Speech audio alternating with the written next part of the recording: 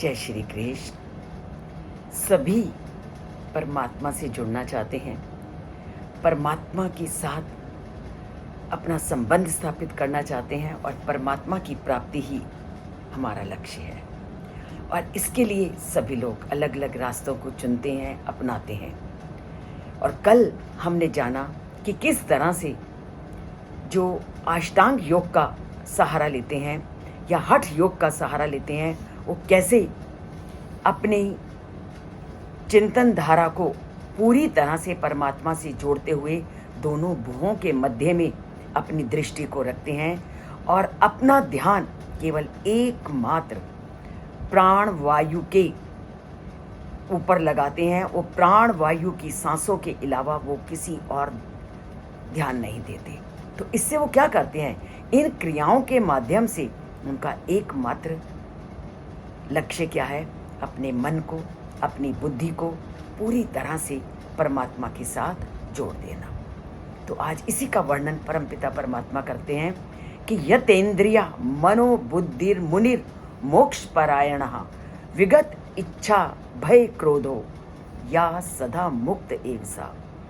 कि जो हठ योग के माध्यम से अपनी इंद्रियों को पूरी तरह से परमात्मा में लगा देता है और पूरी तरह से वो भय और क्रोध से रहित हो जाता है, वही परमात्मा को पाता है। कि तुमने हठ योग का सहारा लिया, तुमने अपनी प्राण वायु को और अपान को पूरी तरह से समान करके केवल उन दोनों वायुओं को परमात्मा के लिए समर्पित कर दिया, मन और बुद्धि को नियंत्रित कर लिया। ऐसे ज्ञानी कामनाओं और भय को त्याग देते हैं और वो सदा के लिए मुक्त हो जाते हैं। उन्हें संसार से कोई लेना देना नहीं होता, क्योंकि उनकी राय में क्या है कि आप देखते हो कि बहुत सारे लोग आंखों को बंद करके भी परमात्मा का ध्यान करते हैं। तो जो हठ योग वाले लोग हैं वो कहते हैं कि यदि हम नेत्रों को पूरी तरह से बंद कर दें तो हमें नींद की संभावना आ जाती है। और ऐसा मैंने अपने साथ भी अनुभव किया है कि जब मैं आंखें बंद करके उस परमात्मा का ध्यान करने बैठती हूँ तो मुझे भी नींद आ जाती है। और यदि आंखों को खुला रखें तो यदि आंखों को खुला रखें तो आसपास की वस्तुओं के प्रति हमारी आंखें जाएंगी, आकर्षण पैदा होगा। तो इन दोनों दोषों से बचने के लिए जो योगी लोग हैं, अपनी अध खुली आंखों से दृष्टि को भुवों के मध्य या नासिका के अग्रभाग पर केंद्रित करते हैं।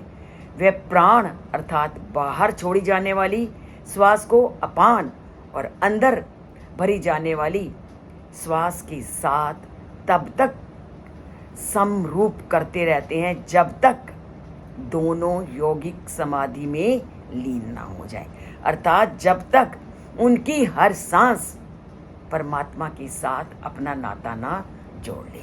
तो ये यौगिक क्रिया इंद्रियां, मन और बुद्धि पर नियंत्रण पाने की योग्य बनती हैं। ऐसे योगी लोगों का एकमात्र लक्ष्य संसार की माया के बंधनों से मुक्ति पाना है। ऐसे योगियों को आत्मज्ञान जब प्राप्त हो जाता है तो उन्हें ब्रह्म ज्ञान प्राप्त नहीं होता, किंतु तपस्या का मार्ग भी भगवान की भक्ति के द्वारा ही पूर्ण होता है। ये अगले श्लोक में है कि तपस्या भी उतनी ही जरूरी है और ये भी तपस्या है। तो आत्मज्ञान को प्राप्त करना है तो हमने परमात्मा से नाता जोड़ना है। आत्मज्ञान होगा, उसके बाद ब्रह्म ज्ञान होगा। जो जबरदस्ती अपने मन, इंद्रियां और बुद्धि को काबू करते हैं वो आत्मज्ञान तो प्राप्त कर लेते हैं पर ब्रह्म ज्ञान तक अभी नहीं पहुंचते। ब्रह्म ज्ञान में कैसे पहुंचा जाता है वो परमात्मा कल के श्लोक में बताएंगे। पर ब्रह्म ज्ञान तक पहुंचने के लिए पहले आत्मज्ञान तक तो पहुंचिए। तो आत्मज्ञान के लिए आप कोई भी रास्ता अपना सकते हैं, चाहे कर्म योग, ज्ञान योग, भक्ति योग या ये हठ योग।